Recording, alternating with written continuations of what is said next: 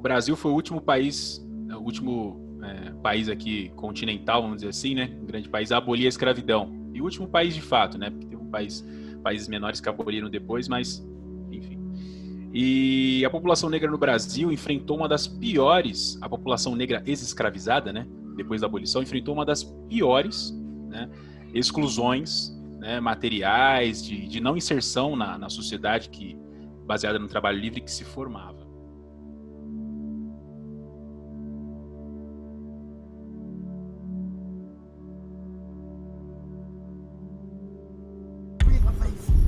Seria, quando muito, acometido de uma gripezinha. OMS, portanto, acaba de declarar a situação do Covid.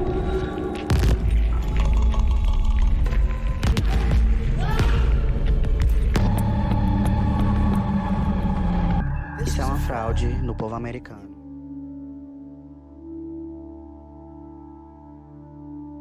O Brasil é um país estruturalmente racista, o que é bastante evidente.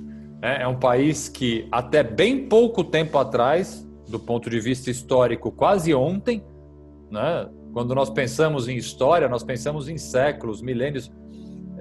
Se nós pensarmos aqui que meu tataravô, por exemplo, viveu num período em que havia escravos, o bisavô de muitas pessoas conviveu num período em que havia escravos, o bisavô de muitas pessoas foram ex-escravos. Isso, do ponto de vista histórico, não é nada, é ontem. Portanto, nós ainda temos, sim, muito a retirar desse passado escravista tão triste que nosso país já viveu. A história do Brasil, na verdade, ela é permeada, né, pela invisibilização do racismo, pela invisibilização do negro, de fato, da situação na qual o negro vive. Não existe racismo. Isso é uma coisa que querem importar aqui para o Brasil, isso não existe aqui. Então, assim, a ditadura militar, por exemplo, se utilizou muito dessa ideia de democracia racial e vendeu o Brasil como um grande paraíso, né, das relações étnico-raciais, o que era uma grande mentira. Então, assim, você vê, né, você olha para a história, você começa a ver que, assim, a ideia foi sempre vender o Brasil como um lugar de amistosidade entre as raças, e na verdade não. Sempre foi um lugar de violência racial extrema, né, no qual a população negra e também a população indígena, né, sofrem um genocídio constante, até hoje. E tudo que foge, né, a esse padrão salta aos olhos, as pessoas estranham, elas não estão familiarizadas. E questionam, né, o caso da vereadora eleita em Joinville, né, em 2020, a primeira vereadora negra eleita naquele município, e ela está sendo ameaçada de morte. Né. Em Bauru também, uma prefeita negra também está sendo ameaçada de morte. Né. Então, as pessoas não aceitam que o negro esteja em determinadas posições. Enquanto ele está ali marginalizado, todo mundo aceita, é normal, mas ele está numa posição de poder executivo, no poder legislativo, isso não é aceito. Isso também é um exemplo de racismo estrutural, e que muitas pessoas vão negar. Não, mas não é porque é racismo, mas não é porque ele é negro, mas né? As pessoas vão buscando outras explicações e negam. Agora, como deu uma agressão verbal, é mais difícil de questionarem que é racismo, né? Perfis falsos também fizeram ameaças de morte. Um deles, que se denomina como Juventude Hitlerista de Joinville, disse que só falta matar ela para que o suplente branco possa assumir. A injúria racial, ela é um xingamento, por assim dizer, de cunho racial. Então, xinga-se alguém pela raça, pela origem, pela religião. E então, algo que está muito mais relacionado a essa forma de agir e de xingar. O racismo é um crime diferente, ele é algo que visa proteger a coletividade. Então, enquanto a injúria racial é apenas uma agressão verbal, um xingamento específico contra uma pessoa, o racismo é um ato que, por exemplo, cerceia a liberdade da coletividade. Então, vamos dizer assim, um ato de racismo é dizer aqui no meu restaurante, estou dando um exemplo aleatório, negros não entram. Aqui neste elevador, pessoas que vêm do Nordeste ou do Sul ou do Centro-Oeste do país não entram. Esse é um ato de racismo, é um ato que ataca a coletividade, enquanto o xingamento da injúria racial, não que seja menos grave, mas são dois crimes diferentes. Eu estou simplesmente pontuando a existência desses dois crimes e por que eles estão em momentos diferentes, têm penas diferentes e têm peculiaridades processuais diferentes, justamente porque eles protegem dois, vamos chamar assim, bens jurídicos, essa palavra, a expressão técnica que a gente usa, diferentes. Você tem inveja das suas famílias aqui? Eu também posso ter a mesma coisa que o senhor.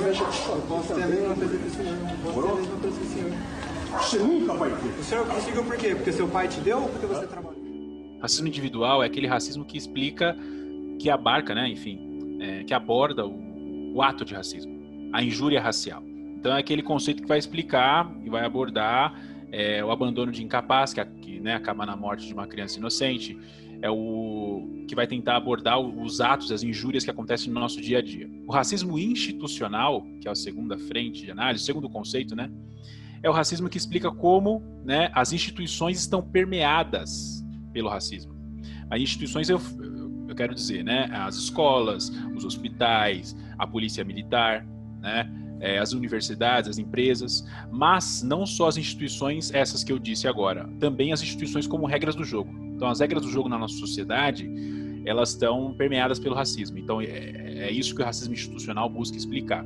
Agora, a terceira frente é a mais abrangente, e que explica como o racismo está vinculado, né, com a organização política e econômica da sociedade, que é o racismo estrutural. É o termo que está sendo muito falado, né, ultimamente, e muitas vezes até de forma superficial, não da forma correta, né, mas o racismo estrutural, né, ele explica de fato como o racismo se relaciona com o capitalismo, que é a nossa forma aqui hoje de organização material da sociedade, tá? Então, o racismo estrutural, ele busca entender o racismo olhando para a história, né? Olhando para a história econômica, olhando como isso se relaciona com a política, com a economia.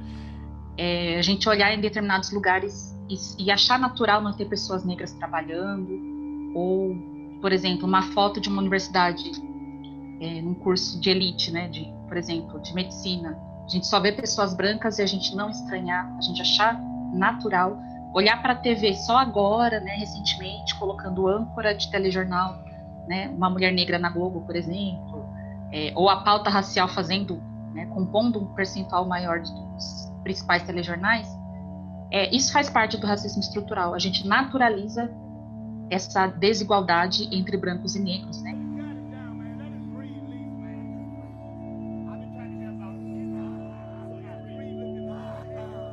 Esse é o ponto, tá? Quando a gente pensa na lógica do sistema de reprodução capitalista, tem uma série de fatores que sustentam o capitalismo. No Brasil, um deles, né, por conta da história do Brasil, é o racismo. São os resquícios do escravismo, mas não só isso, é também a adaptabilidade do racismo ao longo do tempo. Então, se a gente ficar fazendo uma discussão em torno do racismo, né, que abarque temas, por exemplo, como representatividade, diversidade, sem discutir como o racismo se correlaciona com essa problemática maior, infelizmente, os casos de racismo não vão reduzir. Tá? Porque é uma questão de organização política e econômica da sociedade. O racismo, ele é útil a essa lógica violenta que a gente vive hoje. Né? A pauta, não apenas a pauta que discute o racismo, mas a pauta antirracista, e é essa que nós devemos focar, ela está muito mais presente. Ela é muito mais conhecida, ela é mais discutida, principalmente entre nós, brancos, dentro do nosso privilégio, dentro da nossa condição e do nosso lugar de fala. Nós precisamos começar a entender e olhar e se posicionar muito mais ativamente do que fazíamos no passado. Então, uma fala direcionada às pessoas brancas, né? Que é a questão de assumir privilégios. Né? Então, assumir privilégios significa também abrir mão deles. Então, não adianta se dizer, eu não sou racista, mas eu sou antirracista, mas só que no momento de você ceder, você, né, acaba tirando o corpo fora. Você precisa perder privilégio, você precisa assumir que o racismo existe e você precisa adotar práticas antirracistas. Então, você passou por um lugar, tem uma pessoa negra sendo agredida, sendo revistada, observe, filme, intervenha, questione, porque para a pessoa negra fazer isso é muito mais difícil, porque ela pode sofrer mais violência. Mas as pessoas brancas, elas têm uma certa proteção, então elas deveriam se engajar mais. Que são cenas que, como nós vimos nas manifestações pela morte do George Floyd, né? Pessoas brancas fazendo uma linha de frente nos protestos, porque eles sabiam, se fossem os negros ali na frente, eles seriam, né? Ou iam apanhar, ou iam levar tiros, como de fato houve pessoas negras nesses protestos que foram baleadas e mortas. Então precisa ter a prática antirracista, não só o discurso antirracista. Pensando agora, de novo, no futuro, quais notícias você gostaria de ouvir, de ver na TV no ano de 2021? Se a gente viu tantas notícias em relação a isso em 2020, o que você gostaria de ouvir no noticiário em 2021?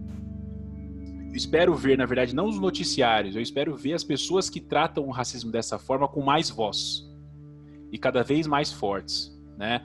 Se não através da mídia tradicional, e eu vejo que isso pode acontecer de fato através das redes sociais. Eu acho que a gente está é um caminho grande para a gente poder, um caminho muito bom para a gente poder discutir essas questões e para essas pessoas que abordam as questões fundamentais terem mais voz. Então são coisas que eu espero, né, que aconteçam e ver aí sendo noticiadas de alguma forma.